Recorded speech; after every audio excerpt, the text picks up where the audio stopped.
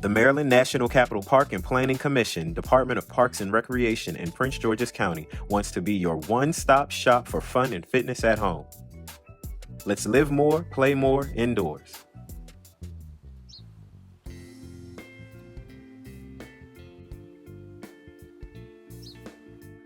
Hi, I'm Ranger George, and I heard that you're interested in gardening. So, one of the first things that you should consider when you want to start a garden is where you want to place your plants based upon the space that you have available. Do you want to grow your plants indoors or outside? So, if you choose to grow your plants indoors, you can choose from a wide array of pots and saucers to capture any excess water to keep your surfaces dry. You will want to place your pots by your windows to make sure they get enough light to grow for the specific species of plant. If you don't have access to a lot of natural light during the day, you can invest in a plant light to make sure that your plants get the appropriate amount of sunlight. If you plan on growing your plants outside, we suggest that you use a raised bed. A raised bed is a box full of soil, water, and nutrients above ground level that you can put your plants in. Now, they're normally 6 to 11 inches tall, 3 feet wide, and as long as you need it.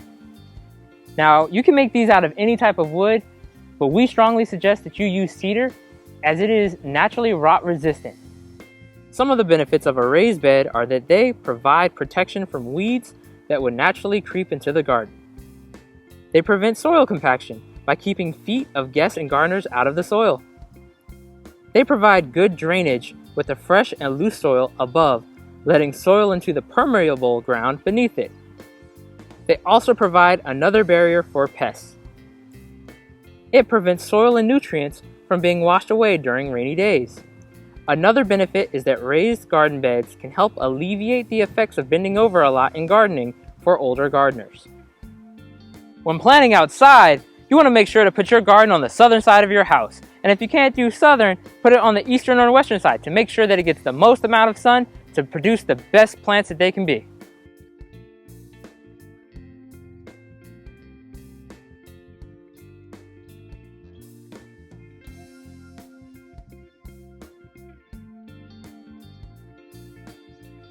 You'll also want to consider how to protect your garden from potential pests such as groundhogs and deer. Now, if this is your first time gardening, we'd like to suggest that you go to your local garden store and get plants that you can actually transplant into your raised garden bed for your first time, such as tomatoes, parsley, kale. You can also do eggplants, lettuce, and spinach. Some plants that you may want to consider growing from seeds within the month of May are cucumbers, carrots, sweet corn, summer squash, watermelon, and okra. So now we have your plants, and now we got to get them into the soil. What I have here today with us is parsley.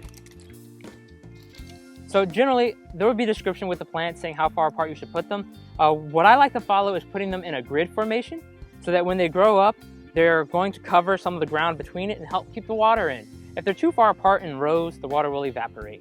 So what you may notice is that there are roots all around the block of soil that the parsley was in. You want to loosen that up to prevent them from being root bound so that water can get to it easier. And notice how I also spread it over where I'm going to plant it. So any of the nutrients that get knocked down will get picked up by it later. So now I'm going to use a hand trowel and dig just enough so that the soil is flush with the base of the parsley.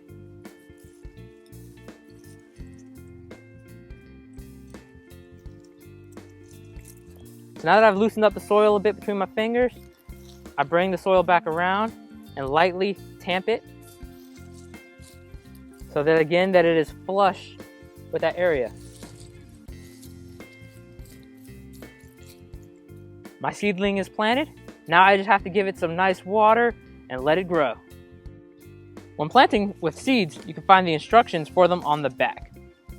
You can find the name of the variety, a description of them, a mention of their life cycle and the seasons that they're good for, how deep you should plant the seeds, how far apart they should be, and how long you have to wait before they come out of the soil and germinate, how far they should be apart when you thin them, and how long you have to wait before you can harvest them. And when you're planting the seeds, be sure to wet the soil first. Now that your seedlings are in place, we can water them. When watering your garden, you'll want to water about an inch a week. You can keep track of this with a water gauge or an empty tuna can as well. They are 1 inch deep. If possible, you'll want to water your garden in the morning, but the early evening is fine as well. You want to avoid watering vegetables too late in the evening to prevent damp plant matter which may attract pests or fungi. You want to make sure to water near the base of the plants and not the foliage.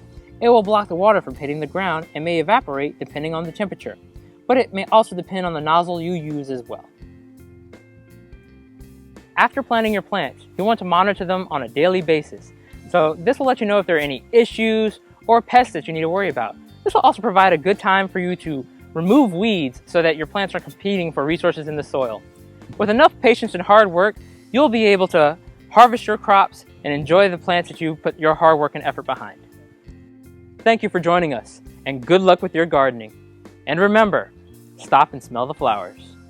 Thanks for joining us. Be sure to tune in again and visit the online resource center at pgparks.com, your one-stop shop for fun and fitness at home.